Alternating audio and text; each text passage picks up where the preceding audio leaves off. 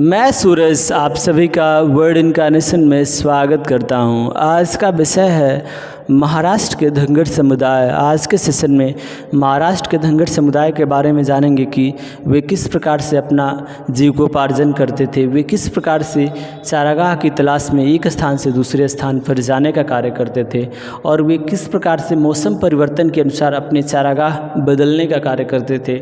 और यह भी समझने का प्रयास करेंगे कि जो धंगर समुदाय था इस समुदाय का कोंकणी लोगों से किस प्रकार से एक अच्छा संबंध बना हुआ था। आज के सेशन में इन्हीं सब बिंदुओं पर चर्चा करेंगे। सबसे पहले बात करते हैं धंगर समुदाय की।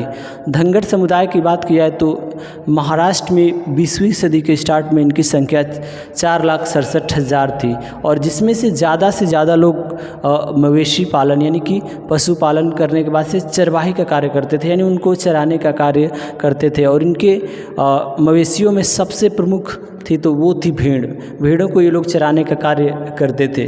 अब बात करते हैं इनके प्रवासन की, एक स्थान से दूसरे स्थान पर कैसे प्रवास करते थे।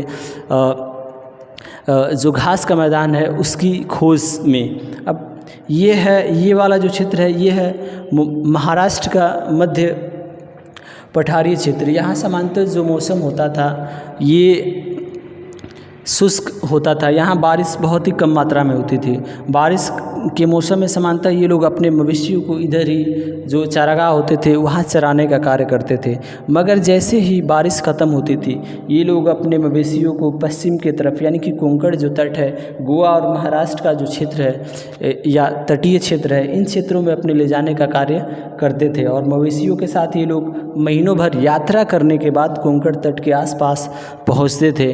और जहाँ पर जो कोंकणी लोग थे वे लोग इनका बहुत ही स्वागत अच्छे तरीके से करते थे, क्योंकि जैसे ही सितंबर या अक्टूबर का महीना होता था उस समय जो कोंकणी लोग थे अपनी जो खरीफ की फसल थी उसको काटने के बाद से रबी की फसल की तैयारी करते थे और उसके लिए उन्हें खाद की बहुत आवश्यकता होती थी अपने खेतों को उपजाऊ बनाने के लिए। जैसे ही धंगर लोग अपने मवेशियों को लेकर पहुंचते थे, यहाँ पर जो भी फसल कटने के बाद घास फूस बचा रहता था ये जानवर उन घास फूस को कोंकणी लोगों के खेतों में चरते थे और जो भी गोबर होता था इससे कोंकणी लोगों का जो खेत होता था उपजाऊ या उर्वरक उसमें जो उसकी उर्वरक की आवश्यकता थी उसकी पूर्ति होती थी, जिसके माध्यम से यहाँ के कोंकणी लोग बहुत ही जो धंगर समुदाय के लोग थे उनसे प्रसन्न रहते थे। और यहाँ तक कि इन्हें कभी कभी उपहार के तौर पर ये लोग धान देने का कार्य करते थे।